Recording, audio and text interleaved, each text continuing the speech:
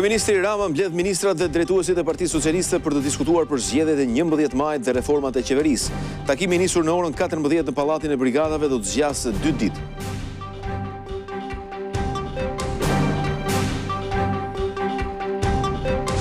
Kryeministri Berisha lëshon akuza për vjedhje të pronave ndaj korporatës së investimeve, ndërsa u bëri thirrje nxënësve të shkollave të bojkotojnë orën e parë të mësimit në shenjë proteste për mbylljen e aplikacionit TikTok.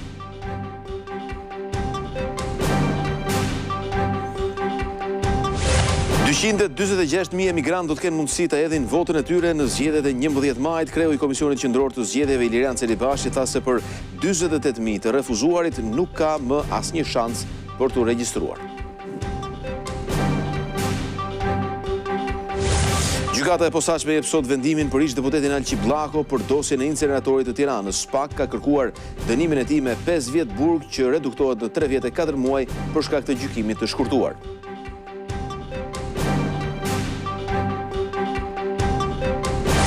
Në ditën e festës së mësuesve, kryeministri Rama thotë se synimi i qeverisë është ta çojë në 1.000 euro pagën mesatare për arsimtarët dhe paralajmëron ndërhyrje për rishikimin e teksteve dhe kurrikulave.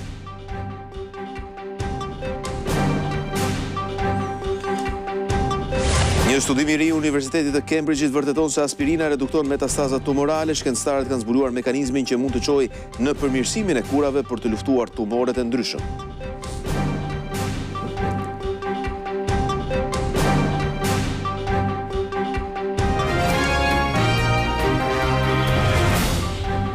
Shikues të televizionit Klan, ju përshëndes, këto janë lajmet e orës 15:30. Do të njihemi bashkë me zhvillimet më kryesore të deri tanishme.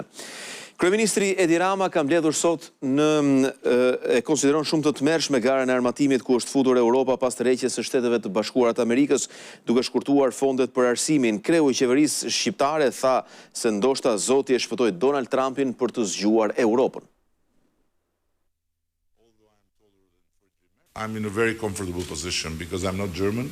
Duke sqaruar fillimisht që është në pozitën komode të një kryeministri të një vendi të vogël që nuk ka barrën e vendimarrjes, Edi Rama ka dhënë këndvështrimin e tij për krizën mes Europës dhe Shteteve të Bashkuara. Në një takim që bëri bashkë në Tiranë, laurantët e çmimit ndërkombëtar Karli i Madh në një dialog mbi të ardhmen e Europës, kryeministri tha se e sheh si absurd qëndrimin e Bashkimit Evropian në këto momente për të u fokusuar vetëm tek armatimet, në vend se tek investimet në arsim. In my understanding, it's about Me sa kuptoj, unë bëhet fjalë për një pamje 360 gradë situatës, nuk është thjesht diçka që lidhet me forcimin ushtarak. Nuk është thjesht fjala për të hyrë në një garë se kush është më i fortë ushtarakisht, sepse kur dëgjoj gjëra të tilla, për shembull, le të shkurtojmë fondet për arsimin dhe të prodhojmë më shumë armë, të merrohem sepse shpresoj nuk po kërkojmë të krijojmë një ushtri të madhe barbarësh dhe gjysmë analfabetësh, kërkojmë diçka krejt ndryshe. Por Rama thotë se një tjetër mendim e tmerron edhe më shumë dhe ai lidhet me situatën ku gjendet aktualisht Europa në raport me aleatët e saj. Europe has less friends today than before the Russian aggression.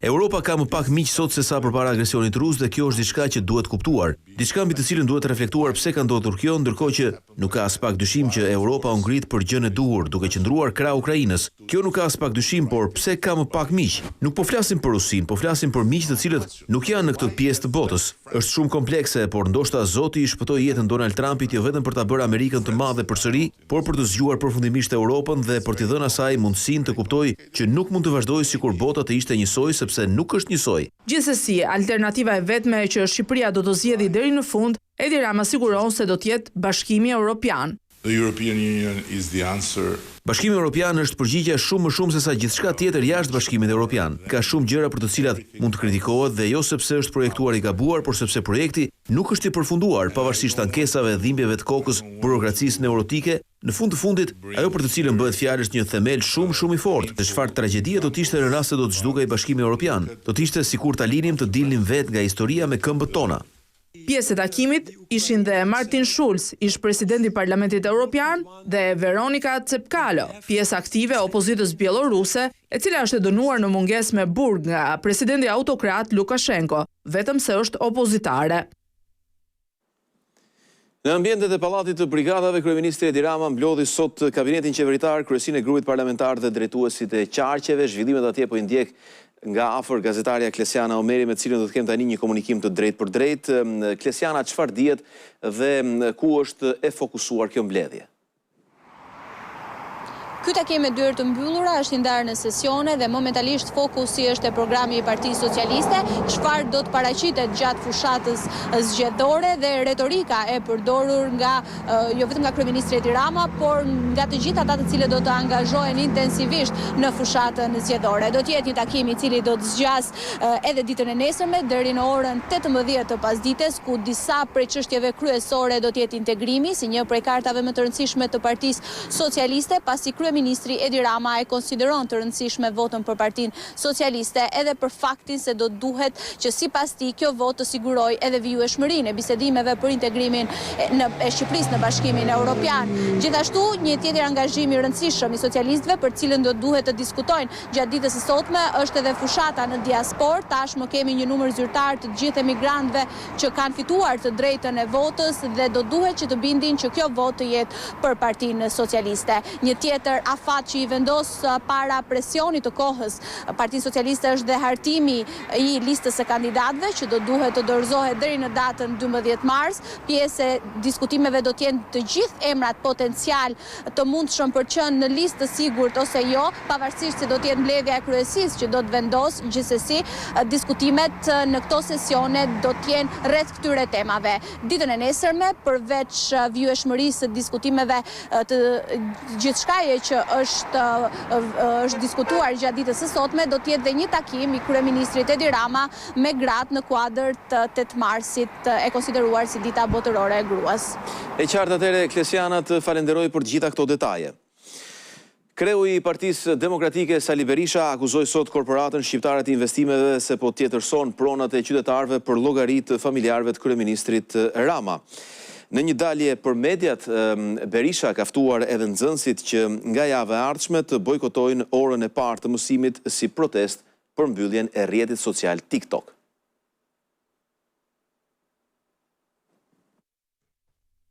Sali Berisha akuzoi kryeministrin Rama se po tjetërson çdo pronë në kundërshtim me ligjin për llogaritë të klanit të tij familjar përmes korporatës shqiptare të investimeve, duke kthyer këtë institucion në piramidën më të madhe të vjedhjes dhe mashtrimit në vend. E tëra prona shqiptare e vlefshme de facto shtrohet në pronë të klanit më të rrezikshëm të Europës, klanit Rama. Pronari pronave në rubrikën e Shqipërisë ka qenë Ministria e Financave, kurse tani zonja Kokona shkruan vet, vulos vet, vendos vet. Përfituesit e këtyre investimeve i garantoi se nuk do të njihet asnjë vendim i marrë nga kjo agjenci, ndërsa drejtuesen e korporatës për ndëshkimin ligjor që e pret pas 11 majit. Do majt përgjegjësinë më të rëndë për çdo metër katror, tokë apo pronë tjetër, që do ta trajtoj bazuar në vendimin e Edi Ramës për të vjedhur pronat dhe për të caktuar atë në krye të agjencisë. Asnjë përfitues nga vendime antiligjore, antikushtetuese të kësaj agjencie të vjedhjes së pronave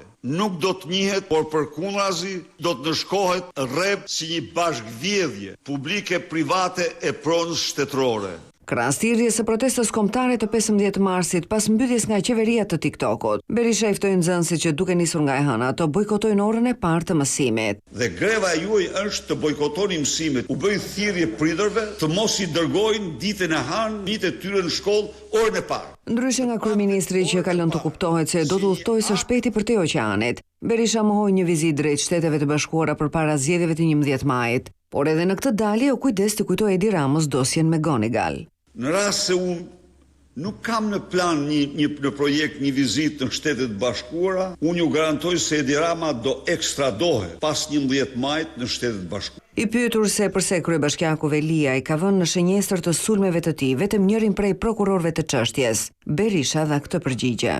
I ka koleg, rastisi njëri që s'është koleg, edhe ai është armik. Përpara gazetarëve, kreu i opozitës denuncoi 2 vizita të fshehta që tha se janë bërë në qelinë e Burgut Erion Veliajt. Para Uluziu, në ora 11:30 apo 12 natës, në qelinë e Erion Veliaj ka shkuar Poja, Xhevdet Troplini. I ka diktuar kodin atij. Po e çele gojë më. Dhe të nesër ky këndonte, thoshte, të falënderoj Edi Ramën, thoshte. Pra kjo është histori mafioze. Edi Rama së fundmi e cilësoi njërin prej aleatëve të Berishës si fryma e Shqipërisë së madhe. Por Sali Berisha e sheh Kujtim Gjuzin më dinjitoz për karrigën e kryeministrit se kundërshtari i tij politik. Dikur, në rininë e tij ka bërë bashkërobaqepsin me Edi Ramën. Por të tjerat ju garantoj se Kujtim Gjuzi është shumë herë më dinjitos për karrierën e kryeministrit Edi Rama. Do të jenë 246.000 emigrant nga 110 vendet të botës që do të kenë mundësi të shprehin vullnetin e tyre me votë në zgjedhjet e 11 majit. Në përfundim të afatit të regjistrimit, kryekomisioneri Ilirian Celibashi tha se për 48.000 kërkesa të refuzuara për mungesë të dokumentacionit nuk ka asnjë mundësi të përfshirjes në këtë proces.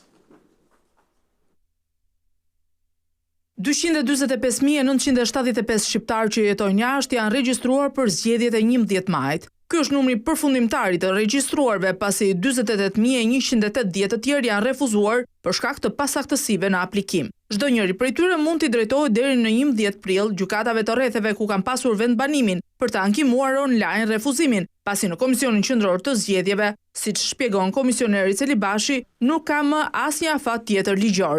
Nuk mund të bëhet asgjë. Por në fakt ka pasur nga ata aplikues që nuk janë dorëzuar, pavarësisht numrit të lartë të refuzimeve. Ka aplikuar 25 herë në platformë.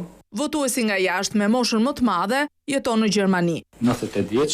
Zarfat me fletët e votimit drejt emigrantëve do të nisen nga data 8 deri në 16 prill. Celibashi garanton integritetin e të gjithë procesit, por përgjegjësia mbetet individuale edhe pse ka pasoja penale nëse nuk uruhet fshehtësia e votës edhe brenda një shtëpie. Se çfarë secili prej votuesve do të bëjë në shtëpinë e vet, askush nuk mund ta thotë. I vetmi shqetësim përballë të cilit edhe vet komisioneri ngresupet është madhësia e fletës së votimit, në mënyrë të veçantë për qarkun e Tiranës, ku ka 3 koalicione, 22 subjekte që garojnë më vete, e ku secili ka të drejtën të sjellë një listë shumë emërore të hapur me 37 kandidat. Për të qenë sinqert, nuk po e mendojmë këtë skenar, fleta e votimit është vërtet shumë e madhe.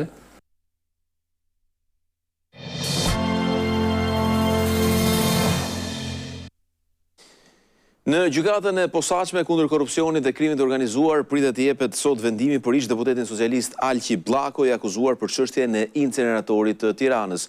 Atje ndodhet gazetarja Glidona Daci, me cilën do të kem tani një komunikim të drejtë për drejtë. Glidona, çfarë ndodhi në këtë seancë? Përshëndetje Redi, në gjykatën e posaçme kundër korrupsionit dhe krimit të organizuar, aktualisht është vet Alqi Bllako, ish deputeti i Partisë Socialiste, i cili po jep argumentat atij sa i takon çështjes së inceneratorit të Tiranës, ku nga ana e prokurisë posaçme ai akuzohet për veprën penale të korrupsionit pasiv e kryer në 2 raste.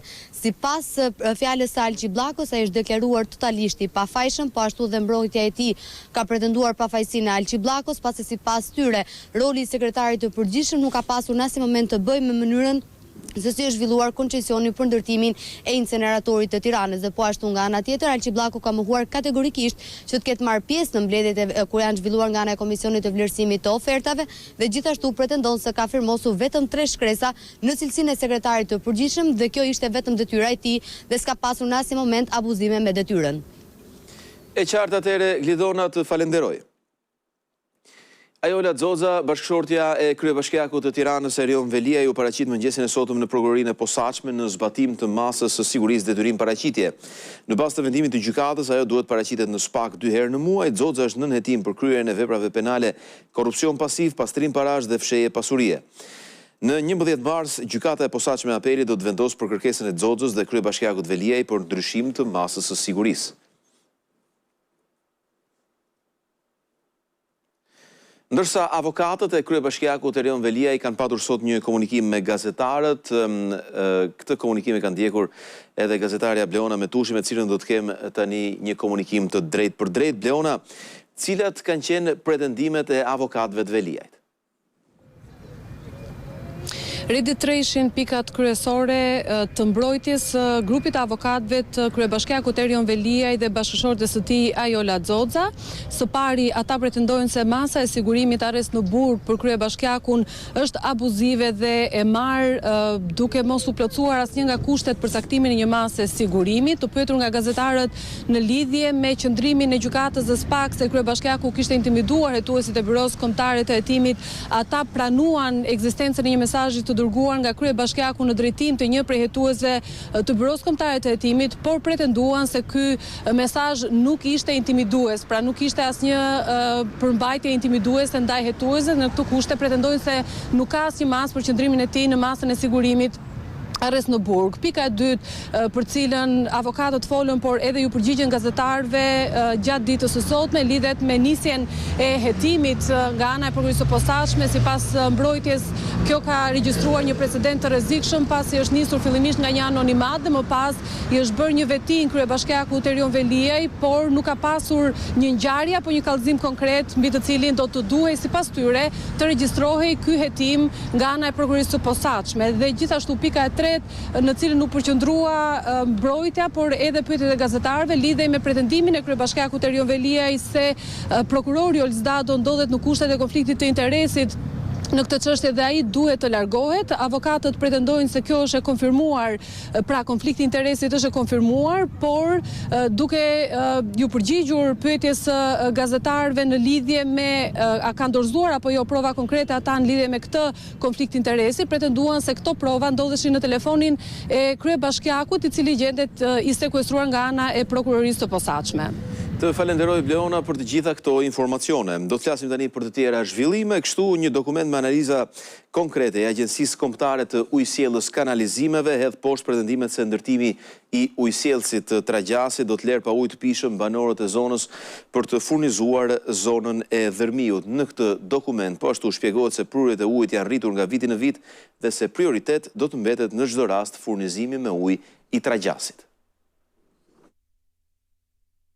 Një dokument i plot mbi projektin e ujësjellësit të Tragjasit ka nxjerrë në pa të dhëna që bien ndesh me informacionin e dhënë më parë për banorët e fshatit mbi ndikimin e këtij ujësjellësi. Dokumenti lëshuar nga Agjencia Kombëtare e Ujësjellës Kanalizimeve tregon se prurjet e ujit nga viti 2018 deri në vitin 2022 janë rritur nga 740 litra në sekond në 870 litra në sekond, ndryshe nga çfarë ju është thënë banorëve se burimi i ujit ishte në rënje. Analizat konkrete sipas këtij dokumenti tregojnë se prurjet janë të mjaftueshme për të mbuluar jo vetëm furnizimin me ujë të fshatit Tragjas, por 24 orë në ditë, por edhe nevojat bujqësore të zonës dhe industrisë së turizmit. Në dokument thuhet se diferenca e prurjes minimale prej 270 litra në sekond është e mjaftueshme për të ruajtur mjedisin përreth si prurja ekologjike dhe për të siguruar vaditjen e tokave bujqësore të fshatit Tragjas. Dokumenti gjithashtu citon qëndrimin e oponencës së Shërbimit Gjeologjik Shqiptar, i cili rekomandon se në rast se prurja mund të ulet, përparësi duhet të ketë kaptazhi që përdoret aktualisht për furnizimin me ujë të fshatit Tragjas dhe radhimës që shfrytëzojnë burimin e izvorit. Ky detaj nënvizon se edhe në rast se një ulje të prurjeve do të ketë një prioritet të qartë për të siguruar furnizimin me ujë të banorëve.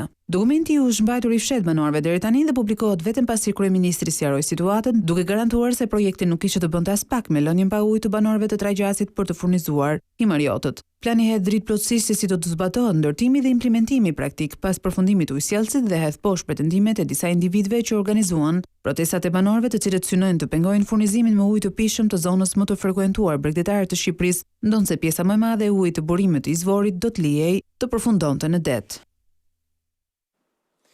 Gjatë orëve të natës mes të shtunës dhe të dielës në segmentin e Unatës së Madhe nga sheshi Shqiponja deri në urën e Lumit Tirana do të kryen punime për asfaltimin e rrugës. Për rrjedhoi ARSH njofton se nga ora 20 e mbrëmjes deri në orën 6 të mëngjesit të këtij segmenti do të bëhet bllokimi i qarkullimit të automjeteve për të krijuar mundësi kompanisë që të kryej asfaltimin. ARSH bën të ditur gjithashtu se në bashkëpunim me kontraktorin e punimeve janë marrë masa që gjatë kësaj periudhe të bëhet edhe devijimi i trafikut në rrugë të tjera.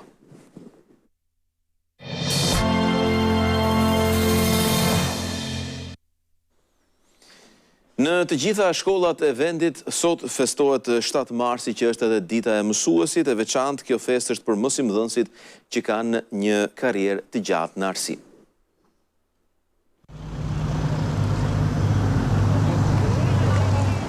Shtatë marsi i 38 për mësuesin e ciklit fillor Valentina Demko është ndër kurorëzimet më të bukura të një përkushtimi të gjatë në arsim. Lulet shoqërohen gjithmonë me urime të sinqerta. Teksa vitet në arsim po i afrohen fundit, mësuesja ka një përzierje emocionesh. Për mua personalisht është pak e dhimbshme sepse më pëlqen arsimi. Gjithmonë e kam dashur arsimin. Përpiqem që për aq kohë sa të punoj me fëmijët, të jem ajo e para e përkushtimeve që kam pasur që herët. Ndërsa po vren një dëshirë të zbetë ndaj dijes tek brezat e rinj, mësuesja thekson nevojën për një bashkëpunim më të ngushtë të sinqertë me prindrit. Dëshirat e nxënësve ndoshta është zbehur disi, bashkëpunimi me prindrit, me mësuesin, me gjithë spektrin arsimor duhet të jetë më i përkushtuar. Një përqafim i ngrohtë, një lule apo një dhuratë simbolike mbeten gjithmonë një mesazh mirënjohje për ata që formësojnë të ardhmen e brezave të rinj. Dua të uroj mësueset gëzuar të gjithave, do uroj dhe veten time, që mbush 8 vjeç sot. Kam shumë gëzim sepse është festa e mësueses dhe unë dua shumë mësueset time. Jemi bërë një dhuratë gjithë si klasë. I kam bler një pago me karamele, i kam bler dhe disa bizuteri, suvenir nga një udhëtim. Puqet me lule dhe i kam shkruar një kartolinë. Nuk e kam bler, po kam rritur me nënën. Ne duam shumë mësuesen tonë.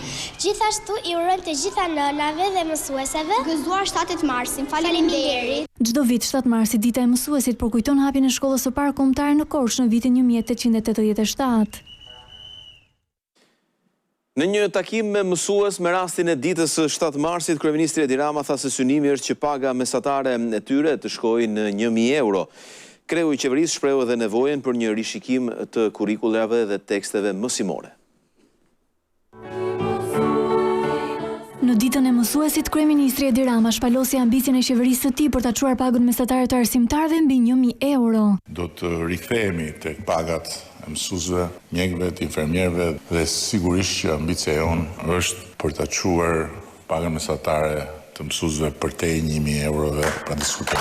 Një kërkesë e vetë mësuesve që sot përmes një ceremonie të veçantë u vlerësuan për kontributin e tyre në arsim. Gradienti i pagës tonë jo vetëm të jetë pozitiv, siç është, po të jetë edhe në rritje. Sipas Ramës, dikur ishte e paimagjinueshme që sot paga mesatare e mësuesve të ishte 950 euro, ndërsa thotë se autoriteti i mësuesit, siguria e vendit të punës, si dhe kushtet janë përmirësuar ndjeshëm. Paga mesatare 950 euro është një fakt shumë domethënës i fuqizimit të vendit tonë ekonomikisht, por edhe i vullnetit për të fuqizuar mësuesit. Kreu i qeverisë foli edhe për nevojën për rishikimin e kurrikulave dhe teksteve. Për të qenë në lartësinë e sfidave të kohës dhe të ta bëjmë bashkë me ju, sepse ju jeni edhe burimi më i mirë i dijes për çka ne duhet të bëjmë më shumë dhe më mirë. Nuk la pa uruar as 8 marsin dhe një thirrje të veçantë u drejtoi burrave. T'ju sugjeroj që nesër të sillen në mënyrë posaçërisht shumë të mirë, duke marrë përsipër të gjithë punët e shtëpisë, mos ju thonë ktheu se u bë vonë, se më hahet.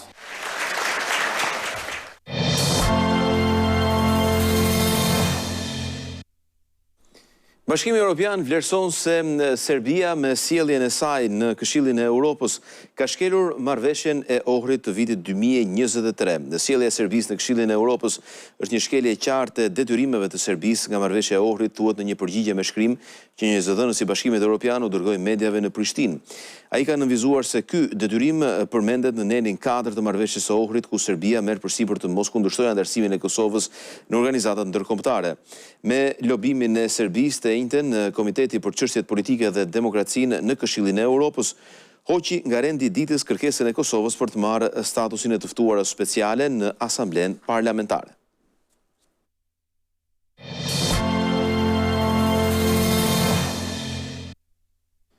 18 persona u plagosën nga një valë e gjerë sulmesh ruse me dron dhe raketa ndaj infrastrukturës energjitike në Ukrainë.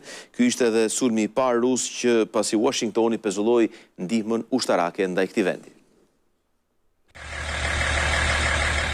Me shpërpjekjeve të mëdha ndërkombëtare për të ulur në bisedime paqe e Kievin dhe Moskën, disa qytete të mëdhenj ukrainas u përballën me sulme të ashpra nga Rusia me rreth 70 raketa dhe gati 200 dron.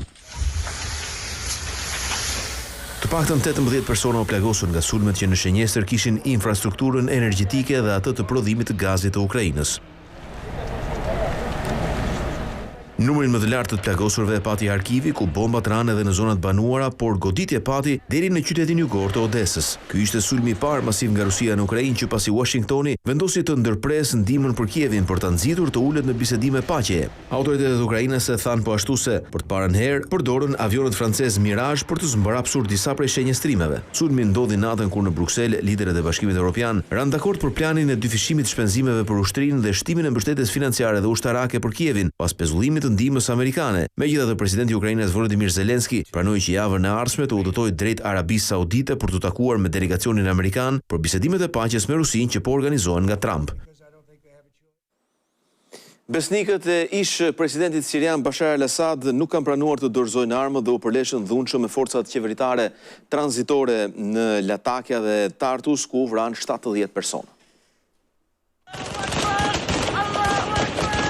U duk sikur Bashar al-Assad u largua paqësisht, por besnikët e tij po shkaktojnë sërish trazira në Siri.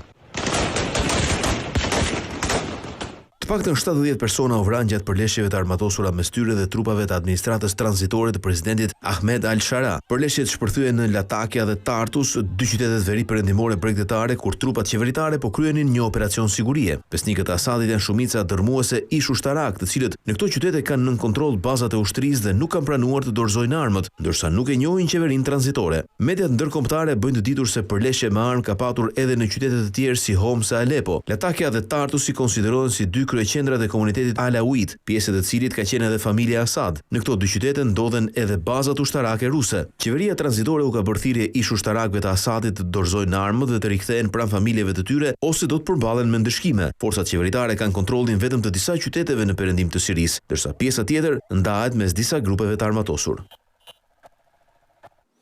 Ishte ky dhe informacioni i fundit për këtë edicion lajmesh. Bashkë mirupafshim.